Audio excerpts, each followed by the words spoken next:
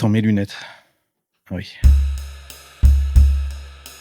C'est une première, on n'a jamais fait ça dans Silicon Carnet. J'ai demandé à vos chroniqueurs préférés et à quelques special guests leurs prédictions pour 2026. Alors, c'est un exercice difficile, j'avoue que c'est pas simple d'y voir clair par les temps qui courent, mais c'est super intéressant de découvrir ce que les gens ont en tête quand on leur demande de deviner ce qui va se passer dans les 12 prochains mois. Et vous allez voir, certaines prédictions sont d'ailleurs plutôt surprenantes. Alors, sans plus attendre, on y va. Voilà à quoi risque de ressembler 2026 d'après Silicon Carnet. Alors mon cher Carlos, c'est très difficile de faire des prédictions en 2026 concernant l'intelligence artificielle, mon domaine, mais si je devais en garder une seule, ça serait les SML. Alors vous connaissez tous les LLM. Les LLM, c'est les Large Language Models. Ce sont les modèles qu'utilisent ChatGPT, Perplexity, Claude ou Mistral. Ce sont des IA qui sont là pour répondre à toutes vos questions. Les SML, c'est les Small Models. C'est les petits modèles et j'y crois énormément en 2026 pour plein de raisons. Parce que 2026, c'est l'année du déploiement concret de l'intelligence artificielle dans les entreprises. Or, pour que ça fonctionne bien, que ce soit efficace, que ça coûte pas trop cher et que ça fasse pas d'erreur, eh bien, on va privilégier les petits modèles. C'est d'ailleurs la direction que prennent un certain nombre de grandes entreprises dans le domaine de l'IA. Je pense à Mistral, par exemple, qui va sans doute se concentrer beaucoup plus sur ces modèles. Et puis, il y a un enjeu, on le sait, environnemental très fort. Grâce au SML, on va consommer beaucoup moins d'énergie, beaucoup moins d'eau également pour utiliser l'IA. Voilà, et bien écoute, c'est ça ma prédiction pour 2026. Alors je pense qu'on va beaucoup parler des robots humanoïdes. Alors pas ceux qu'on a à la maison, mais plutôt dans les usines. Et je pense qu'on va devoir regarder ce qui se passe du côté d'Elon Musk, qui a quand même développé Optimus. Et je pense qu'il va beaucoup accélérer là-dessus et que ça va être d'ailleurs au centre de l'avenir de Tesla. On l'oublie un petit peu. Et alors on murmure aussi que Washington prépare d'ailleurs un décret sur la robotique l'année prochaine. Ensuite, je pense qu'il va falloir aussi regarder du côté de la Chine. Là, dans son grand plan stratégique sur 5 ans, parmi les priorités, il y a l'IA et la robotique, donc très important. Et il faut savoir aussi que la Chine, c'est un pays où il y a énormément de startups qui sont assez méconnues dans la robotique, mais qui marchent très bien dans le hardware et aussi dans les modèles. Et ne pas oublier que la Chine, c'est très bien scalé ce type de boîte et parce qu'elle a une super supply chain et aussi elle doit faire face à 3 défis qu'il faut pas oublier. Donc face à la baisse des naissances, elle doit chercher des relais de croissance pour son économie un peu au ralenti et aussi trouver une place un peu plus importante encore dans la concurrence mondiale face à un Donald Trump qui quand même ne l'a pas épargné ces derniers temps. Ma prédiction pour 2026, la longévité deviendra la grande méga tendance avec l'IA. La longévité, c'est vivre en meilleure santé plus longtemps. Dario Amodei, patron d'Anthropic, prédit que l'IA va permettre de doubler l'espérance de vie humaine d'ici 5 à 10 ans. Pas simplement en accélérant la recherche, mais aussi en donnant aux citoyens les moyens de mieux prendre soin d'eux. Mais le vrai basculement arrive maintenant. La longévité va au-delà de la médecine préventive. Elle devient le nouveau prisme de décision des consommateurs. En effet, près de 80% des Américains disent vouloir vivre plus longtemps que l'espérance de vie actuelle et changent leur comportement en conséquent. Résultat, la longévité impacte désormais de nombreux secteurs. L'agroalimentaire, le sport, la beauté, le luxe, le tourisme, l'immobilier, la finance, le commerce. Les entreprises l'ont bien compris. L'Oréal et Kering vont lancer une joint venture sur la longévité.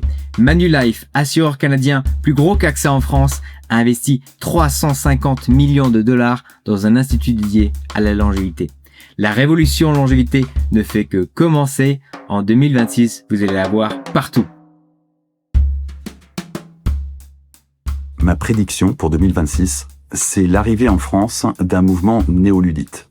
Les ludites, c'est ces ouvriers du textile qui, à la fin du 19e siècle, se sont révoltés et ont cassé les métiers à tisser qui annonçaient l'arrivée prochaine d'une automatisation de leur travail, d'une mécanisation de leur travail, d'une déshumanisation de leur travail, c'est-à-dire tout un tas de gens qui vont se révolter face à l'arrivée de, pour le coup là c'est l'intelligence artificielle qui promet tout comme les matières à tisser à la fin du 19e siècle, une mécanisation, une automatisation et il faut bien le reconnaître, une déshumanisation de tout un tas de métiers qui jusqu'ici faisaient appel à ce qu'on imaginait être la créativité humaine et qui se remplace en large partie par de l'algorithmie, mettant en péril une quantité d'emplois aujourd'hui dans un pays industrialisé et développé tel que la France. Mais la France, c'est pas que un pays qui est très porté sur le secteur tertiaire, c'est aussi un pays qui est très porté sur les révolutions et sur les révoltes. Et à ce titre, autant on est très bon pour rater des trains en matière de technologie, autant pour ce qui est des révoltes, en général, on n'en rate pas une. Et celle-là, on devrait la prendre de plein fouet dès 2026.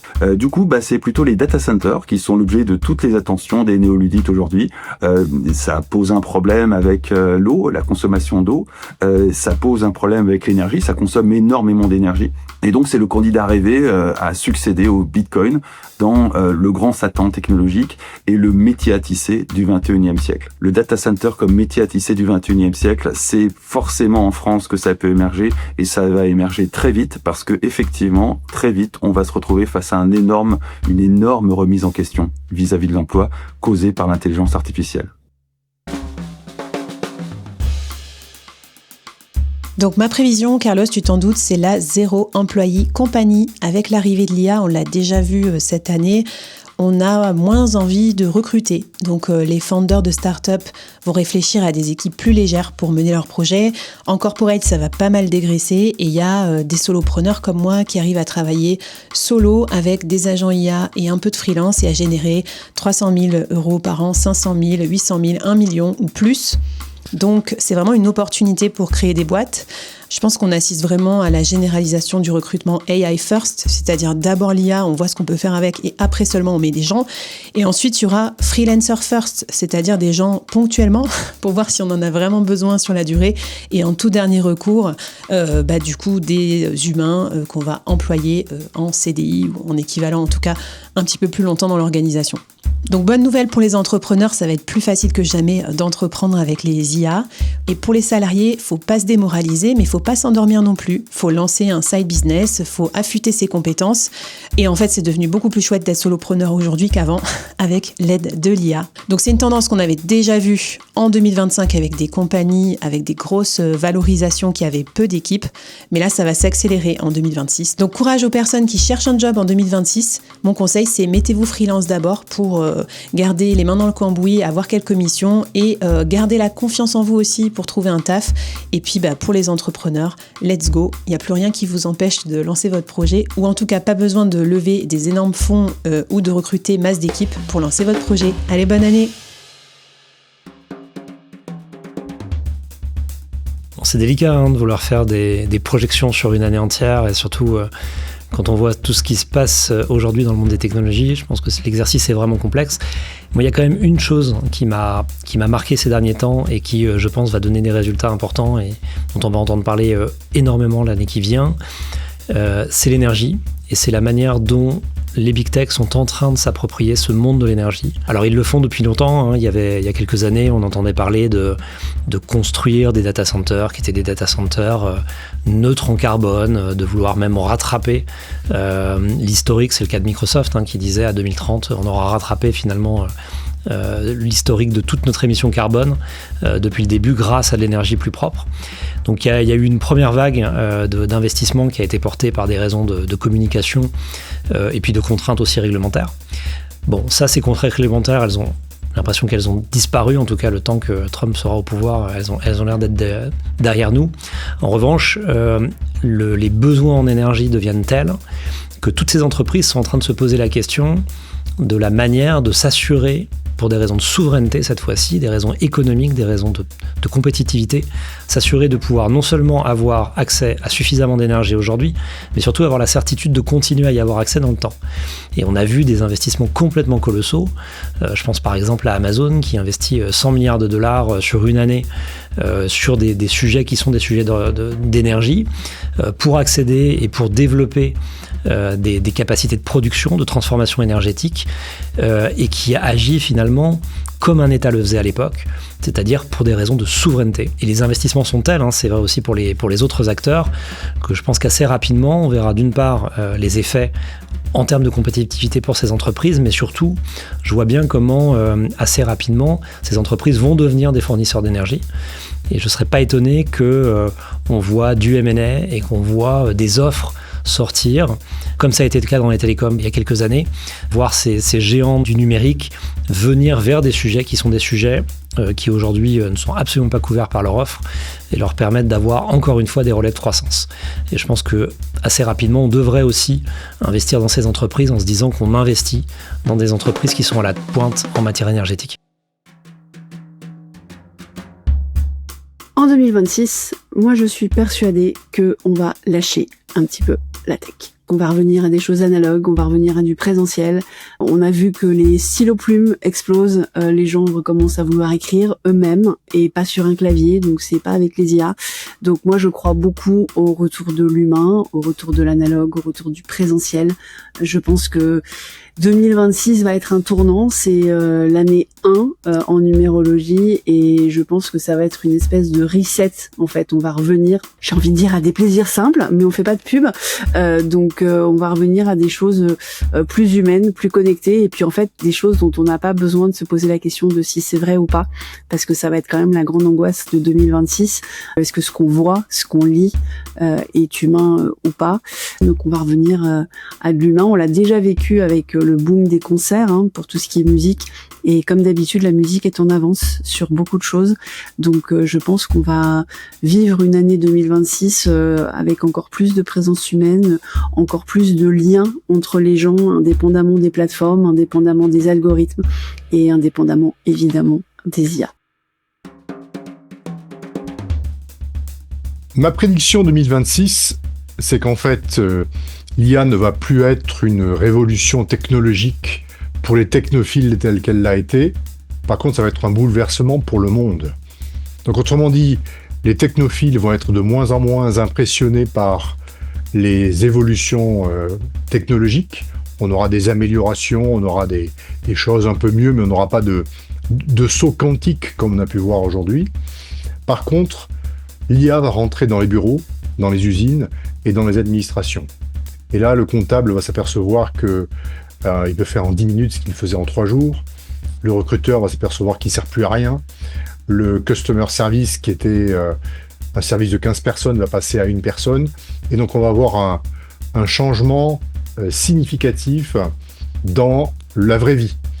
Et donc, ma prédiction, c'est qu'on aura une disruption sociale en 2026 et pas une disruption technologique. Et que cette disruption sociale va être probablement l'enjeu majeur de toutes les élections à venir dans le monde entier. Voilà ma prédiction. En 2026, moi je mise sur l'Europe. En France, l'an dernier, nos espoirs reposaient sur Mistral. L'équipe a tenu bon en enchaînant contrats, levées et Invalo, un supérieur à 10 milliards. On n'avait jamais vu cela ici. Cette année, il va falloir suivre de très près Amilabs. Yann Lequin quitte Meta, et oui, après 12 ans, pour lancer sa propre start-up ici, à Paris. Les talents affluent déjà.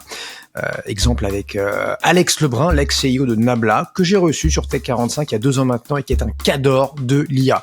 2026 sera aussi l'année de la défense, évidemment, puisque l'Allemagne, entre autres, se réarme à vitesse grand V avec un budget sans précédent pour s'équiper face à la menace russe. Et puis je n'oublie pas, évidemment, la robotique.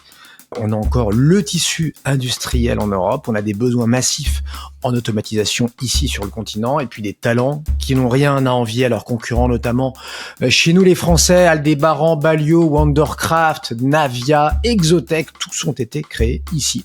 On doit maintenant monter dans le train avec cette vague qui arrive, celle des robots humanoïdes. Voilà pour mes prédictions 2026. Mes initiales, c'est AI, donc forcément, je vous fais une prédiction 2026 à base d'AI. Cette année, on va avoir accès en production au premier World Model. Jusqu'à maintenant, on utilise des large language models dans Gemini, dans ChatGPT, qui nous permettent de créer des contenus, qui nous permettent d'automatiser tout un tas de tâches qu'on fait au quotidien sur nos ordinateurs.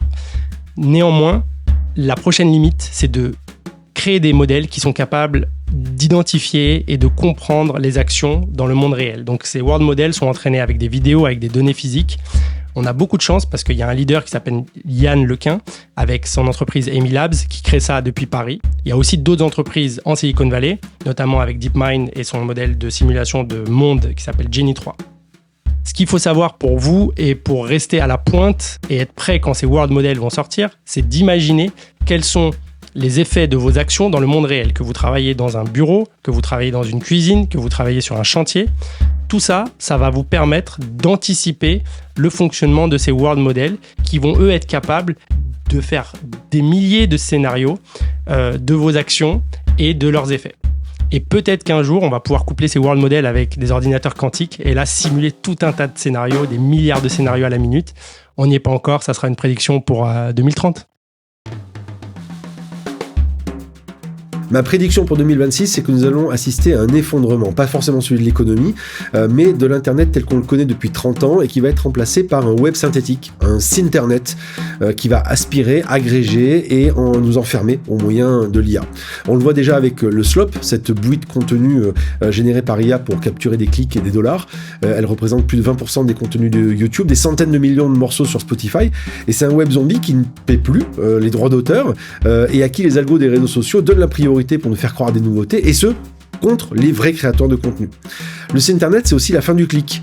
Avec la vue dynamique, par exemple, de Google, l'IA va digérer des sites pour nous en offrir une version agrégée et pré-mâchée en fonction de nos recherches, et donc résultat, les taux de clics s'effondrent et le contenu original va devenir invisible. Mais pourquoi est-ce qu'on irait encore à la source quand une machine nous sert le résumé parfait ?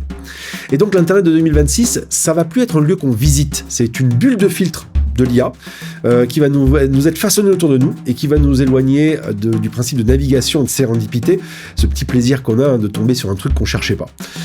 Et donc la conséquence de tout ça, c'est que nous allons vivre un grand exode numérique et beaucoup de gens vont se réfugier dans des enclaves de confiance, loin des réseaux sociaux classiques, des réseaux fermés et presque peut-être clandestins pour certains, pour retrouver de l'humain, du vrai et de l'imparfait. Voilà. Sinon, on a Reddit et c'est pas mal aussi pour l'instant. Bonjour à tous. Alors ma prédiction, c'est la fin du tourisme de l'IA, c'est-à-dire ce concept, ce principe où en fait vous aviez des gens qui allaient tester toutes les solutions qui sortaient dès qu'il y avait une promesse, dès que vous étiez devant sur un benchmark, dès qu'un influenceur parlait de vous, et payer 20-30 € pour ensuite être déçus. On a des très très belles boîtes qui ont lancé des produits qui sont par exemple passés de 0 à 475 000 utilisateurs en une semaine pour retomber à 25 000. Donc, ce qui fait quand même un passage à plus de 100 millions de revenus récurrents annuels si les gens payaient 20 € par mois. Mais c'était une grande entreprise, donc elle a pas flex dessus. Et je pense que les gens maintenant sont beaucoup plus prudents. Et surtout, je pense qu'il y a beaucoup d'entreprises qui ont vu leurs revenus monter très très vite et descendre tout aussi vite, qui se mordent les doigts d'avoir communiqué sur leurs revenus, sur la montée de leurs revenus impressionnante, par exemple, Cluely. Et donc, je pense qu'à la fois les gens en 2026 vont être plus prudents pour tester et que les entreprises vont beaucoup moins communiquer sur des montées de revenus aussi impressionnantes si elles voient que la rétention, etc. est pas en face, parce que c'est une épée à double tranchant et parce que je crois qu'il y a une fatigue aussi de voir ces niveaux de revenus toujours aussi impressionnants, toujours aussi rapides, alors qu'on sait très bien que la rétention et le taux de marge, notamment avec le coût des GPU ou des tokens, est pas ouf. Voilà, les bisous. Alors ma prédiction pour 2026, c'est la revanche des développeurs juniors. En effet, on les a plutôt écartés l'année dernière. Pourquoi on les a écartés ? Parce que l'IA est arrivée, les seniors l'ont testé et ça a trop bien marché. Ils sont devenus ultra productifs comme des contributeurs individuels. Et on en a fait la conclusion rapide, il y a moins besoin de contributeurs individuels, donc on peut surtout prendre des seniors. Mais en fait c'est faux. Les seniors aujourd'hui, vraiment à l'aise avec l'IA, sont des early adopters, le reste c'est plutôt des résistants. Ils vont donc devenir rares et donc très chers. Les juniors, eux, arrivent en masse sur le marché sans résistance a priori à l'IA, et donc la loi du marché est simple, l'écart des salaires va se creuser. Et surtout, les juniors ne sont pas moins capables, ils manquent juste d'expérience. Et l'IA, en fait, compresse le besoin d'expérience, que ce soit sur l'architecture, les méthodes, la compréhension du code ou le refactoring. Donc en 2026, les juniors seront peu chers, très productifs et rapides à former. Je dirais même plus que leur temps de ramp-up tend vers 0 avec l'IA. Donc les juniors sont back. Alors ma prédiction pour 2026, c'est qu'on va complètement changer de regard au niveau international sur l'intelligence artificielle et que les gens vont commencer à se rendre compte que ça n'est pas une technologie comme les autres, que c'est pas un outil, que c'est vraiment un changement de civilisation qui va mettre l'intelligence au cœur de tout. Et les gens vont commencer à se rendre compte vraiment que l'intelligence artificielle va nous permettre de régler à peu près tous les problèmes auxquels les humains sont confrontés, parce que les gens vont enfin se dire que finalement, notre intelligence n'était qu'un algorithme, que cet algorithme, on l'a craqué grâce à l'intelligence artificielle, et que maintenant, on doit pouvoir tout faire par l'intelligence artificielle. Les tâches les plus banales, les tâches les plus complexes, et qu'en fait, l'exponentielle d'innovation a démarré en 2026. Bonjour à tous. Alors la technologie qui va à mon avis révolutionner 2026, ça sera sans aucun doute la cryptographie post-quantique. Alors de quoi s'agit-il ? Il s'agit de tous les algorithmes de cryptographie qui permettront de résister aux ordinateurs quantiques pour protéger ce qu'on appelle le chiffrement, c'est-à-dire tous les algorithmes qui aujourd'hui sécurisent les transactions bancaires, les communications, les signatures électroniques, etc. contre justement des cyberattaques par exemple ou des tentatives de décryptage en l'occurrence. Donc les ordinateurs quantiques vont normalement permettre justement de casser les chiffrements classiques, les algorithmes de chiffrement classiques, et donc cette cryptographie post-quantique normalement devrait permettre d'y résister. À mon avis, le bouleversement va venir du fait que pour avoir de la cryptographie post-quantique installée sur vos systèmes, c'est un travail monstre, un travail véritablement dantesque que la plupart des entreprises n'anticipent pas aujourd'hui. On a quelques entreprises, notamment les banques forcément, en particulier, qui travaillent là-dessus, mais la plupart des entreprises ne le font pas. Or, quand l'ordinateur quantique véritablement fonctionnel arrivera, ça va nous tomber dessus un peu comme la foudre, c'est-à-dire d'un coup, d'un seul, et en fait, d'un coup, d'un seul, il va falloir que tout le monde se mette en conformité et ait des algorithmes de PQC, comme on dit, Pense Quantum Cryptographie, en place. Et ça, c'est pas du tout le cas. Donc quand ça va tomber, ça va vraiment bouleverser, à mon avis, ça va faire beaucoup de travail pour les cabinets de conseil notamment, et puis pour toutes les entreprises qui travaillent sur cette technologie. Ma prédiction, c'est qu'en 2026, le mot podcast va disparaître. Pas parce que le format est devenu obsolète, mais parce que ce mot ne veut plus rien dire. À l'origine, les podcasts, c'était un format intime, généralement audio. C'est d'ailleurs comme ça que j'avais débuté Silicon Carnet dans mon salon. Et aujourd'hui, on est loin du concept initial. De plus en plus d'émissions sont enregistrées en studio. Le format est devenu vidéo first et il est avant tout pensé pour YouTube et TikTok. Et surtout pour la télé du salon. On n'a pas changé le mot, mais on a clairement changé la nature de l'objet. Du coup, on ne sait plus de quoi on parle. Est-ce que c'est un podcast ? Est-ce que c'est une émission ? Est-ce que c'est un talk show ? Les créateurs l'ont bien compris. D'ailleurs, ils parlent désormais de show. Et on va voir de plus en plus de têtes connues qui se mettent à mélanger les codes de la télé et du streaming. Bref, le podcast va devenir un format premium, je pense, un format beaucoup plus centralisé et de plus en plus industrialisé, pour le meilleur d'ailleurs et pour le pire. La télé classique, elle va du coup perdre de plus en plus de ses figures historiques. On va les voir débarquer sur YouTube, mais aussi sur les plateformes comme Netflix. On va voir des émissions qui font exactement ce que faisait la télé, sauf qu'il n'y aura plus de chaîne ni de grille horaire. En 2026, c'est donc la fin des podcasts. Et c'est pas seulement le mot qui va disparaître, c'est tout le paysage médiatique qui va changer. Bon voilà, c'était les prédictions de Silicon Carnet. Dites-nous ce que vous en avez pensé dans les commentaires et n'hésitez pas non plus à partager les vôtres. Rendez-vous tout au long de l'année pour savoir si on avait raison. En attendant, je vous souhaite une bonne année 2026. Allez, hasta luego amigos. Bye bye.